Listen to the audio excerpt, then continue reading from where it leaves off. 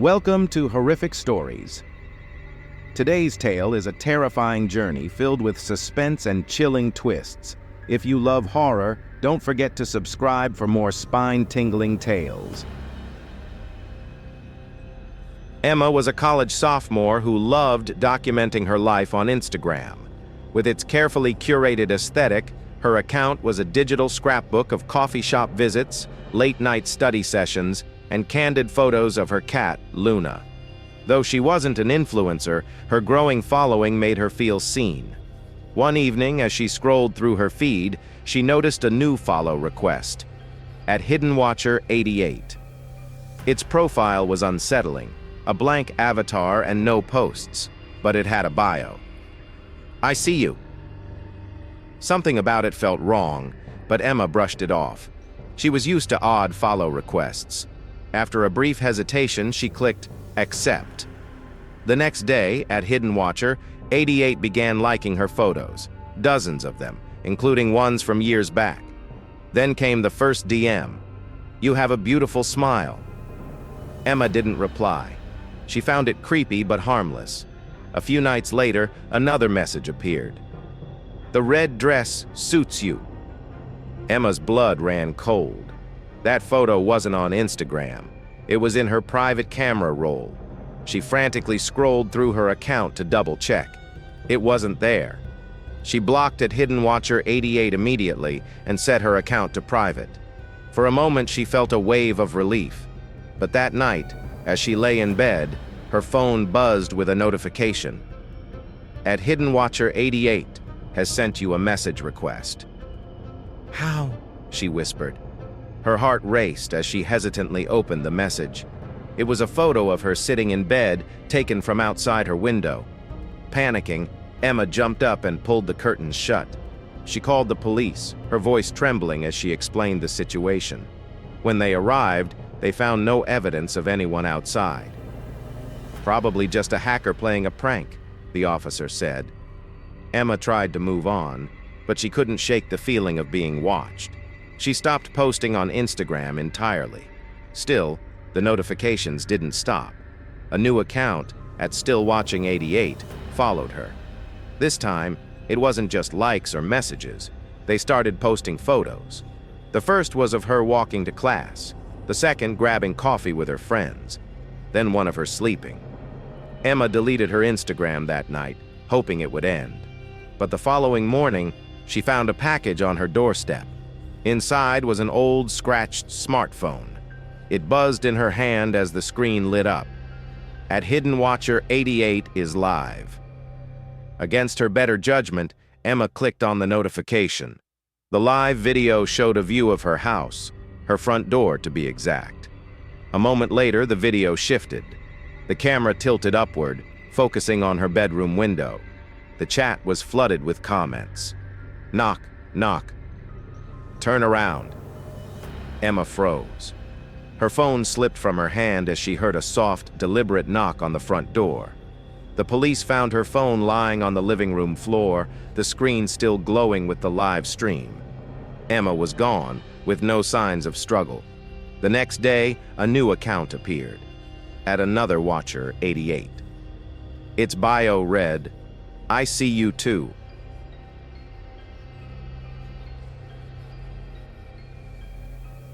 Detective Marcus Hayes had seen his fair share of bizarre cases, but Emma's disappearance was unlike anything he had ever encountered.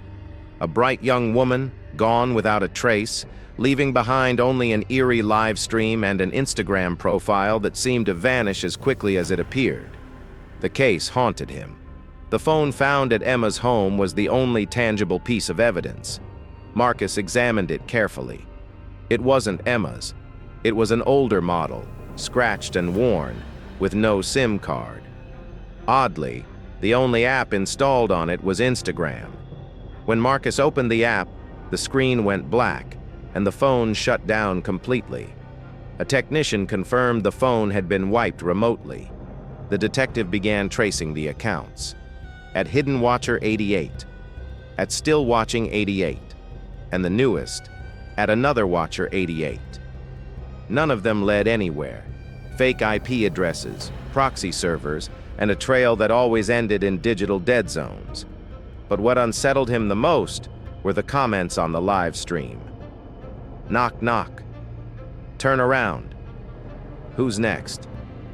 Marcus compiled a list of Emma's followers and began interviewing them. Most were harmless. Friends, classmates, and even strangers who admired her cheerful posts. But one follower stood out. A student named Kyle had been a longtime admirer of Emma. His social media presence was obsessive, filled with reposts of her photos and cryptic captions like, "One day, she'll see me."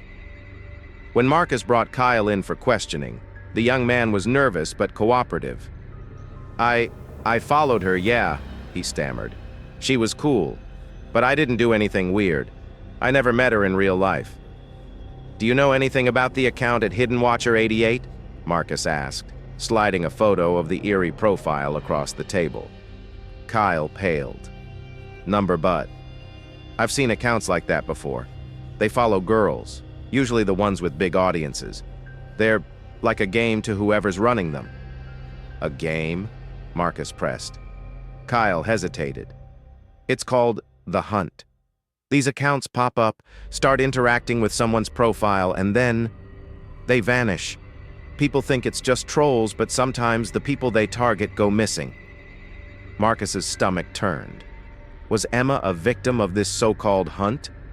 The detective poured himself into the case, but the deeper he dug, the stranger it became. More missing persons reports started surfacing, all eerily similar to Emma's.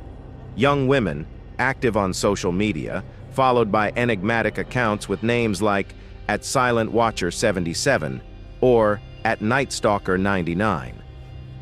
Each disappearance was accompanied by the same chilling pattern. The victim received messages, followed by photos that could only have been taken from terrifyingly close proximity. Then came the live stream, showing their homes just moments before they vanished. One night, while reviewing case files, Marcus received a notification on his personal phone. His heart sank as he saw the message. "At Hidden Watcher 88 has sent you a follow request." It felt like ice water running through his veins. His account was private, and he rarely used Instagram. Against his better judgment, Marcus clicked on the request. The profile was the same. No posts, no followers, only the ominous bio. "I see you." Seconds later, a message arrived. "Working late, detective?" Marcus's blood froze. He glanced around his dimly lit office. His blinds were closed and the door locked. Another message. "You should check the window." Summoning his courage, Marcus approached the window and peeked through the blinds. The street below was empty, but he couldn't shake the feeling of being watched. The messages kept coming. "You're closer than you think. I wonder how fast you can run." Determined not to let fear consume him, Marcus began digging into his phone, trying to trace the account in real time. But just as he thought he was making progress, the screen on his phone flickered. The app crashed, and a final notification appeared. "At Hidden Watcher 88 is live." The live stream opened without him clicking anything. It showed a shaky, dimly lit view of his office building. The camera moved closer, focusing on his window. Marcus's heart pounded as he reached for his gun. Then the screen turned black, and 3 words appeared in bold white text. "You're too late." At that moment, his office door creaked open. The next morning, Marcus's desk was empty, his phone lying face down in the center. The screen displayed a new notification. "At Another Watcher 88 is live." And the hunt continued.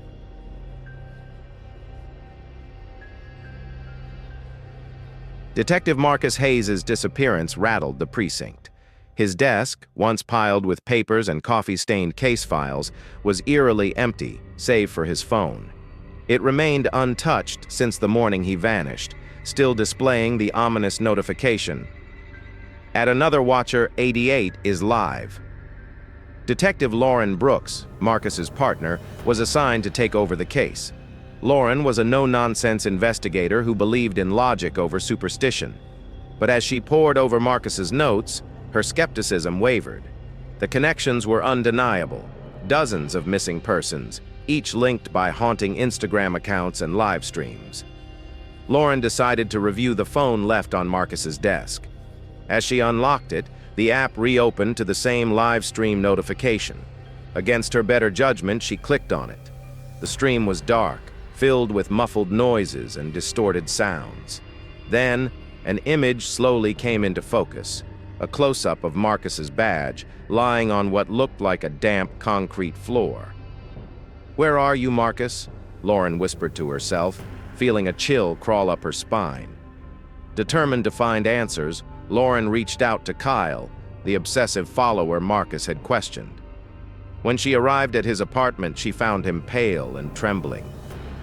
"They're watching me now," he said, his voice barely audible. Lauren noticed his phone on the table, vibrating incessantly.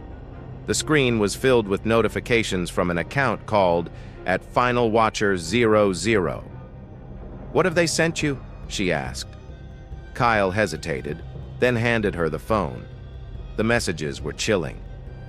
"You told the detective." That wasn't very smart. "Check the mirror." Lauren turned instinctively toward a small mirror hanging on Kyle's wall. Her breath caught as she saw a faint outline of someone standing behind her. She spun around, gun drawn, but no one was there. "They're not human," Kyle muttered. "It's not just one person. It's something else. Something that knows you, watches you, feeds off your fear."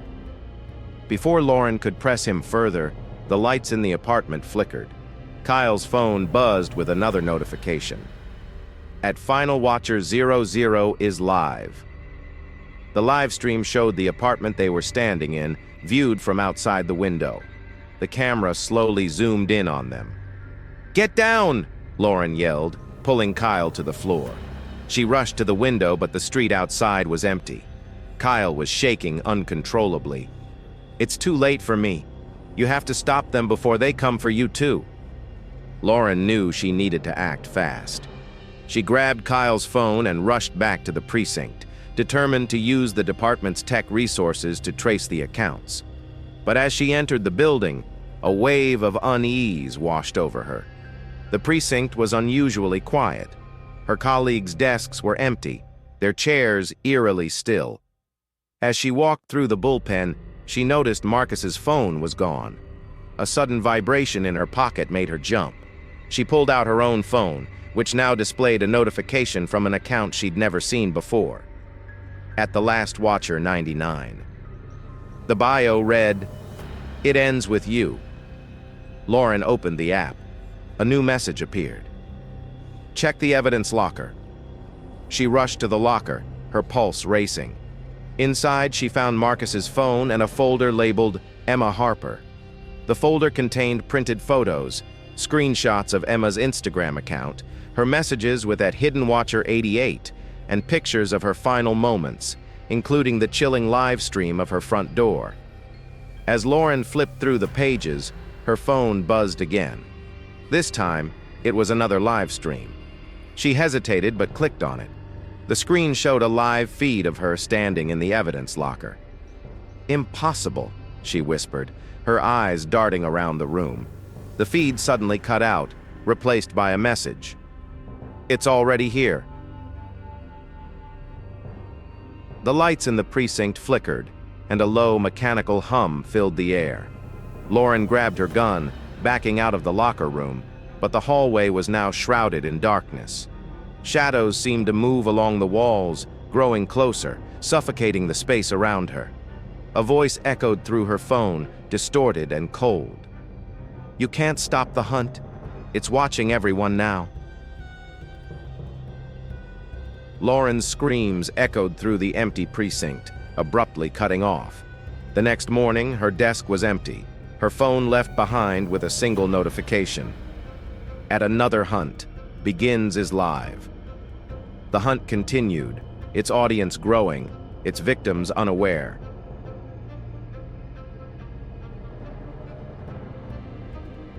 The disappearance of Detective Lauren Brooks was the final straw. The case was pulled from the local precinct and handed over to the FBI's Cybercrimes Division. Agent Rebecca Mills, a seasoned investigator specializing in dark web activities, was tasked with uncovering the truth behind the Instagram accounts and the growing list of missing persons. Rebecca wasn't easily shaken. She had dismantled trafficking rings, uncovered black market operations, and tracked down elusive hackers. But as she reviewed the case files, a sense of unease crept into her usually composed demeanor. The accounts didn't behave like normal human-operated profiles. Their precision, timing, and ability to evade detection were far beyond anything she had encountered.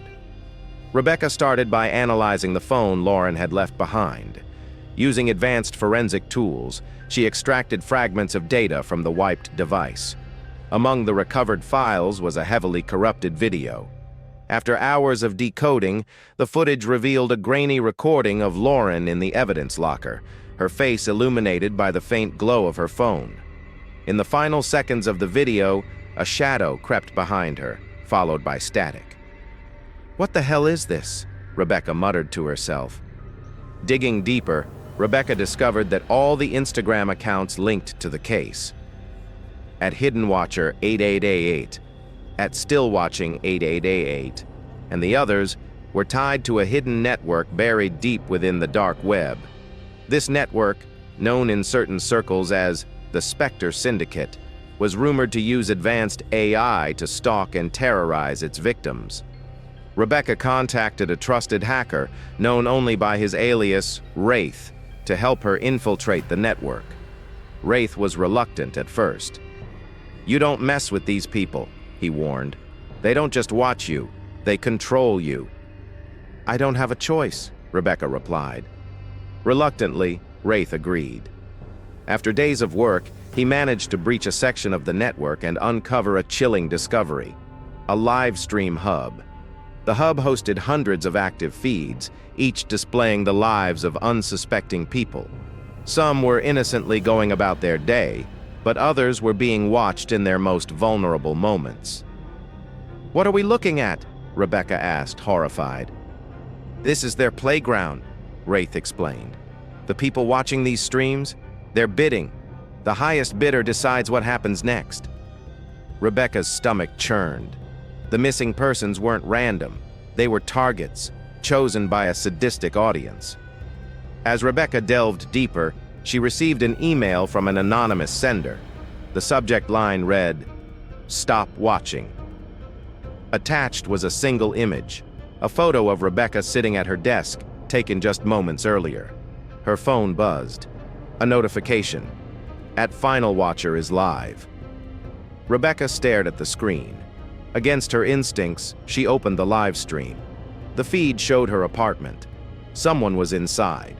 She grabbed her gun and moved cautiously through the darkened space, checking every corner. The stream continued on her phone, showing her movements in real time. "Show yourself!" she shouted. The stream abruptly cut to black, replaced by a message.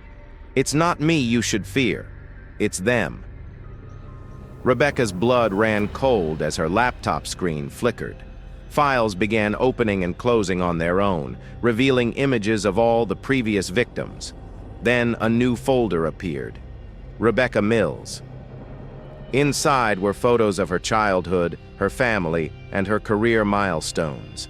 The final file was a live feed of her standing in her apartment. Wraith called her in a panic.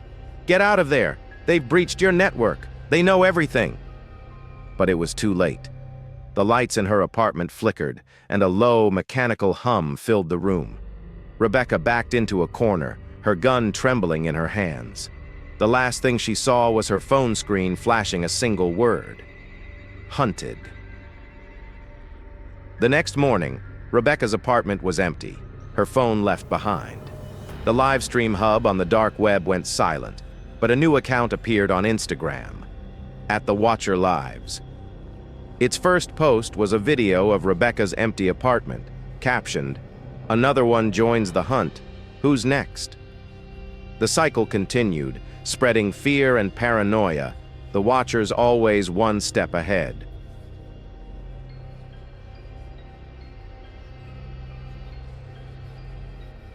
Thanks for watching. Horrific Stories. If you enjoyed this chilling tale, be sure to like, subscribe, and hit the bell icon for more spine-tingling stories. Until next time, keep your lights on and your fears closed.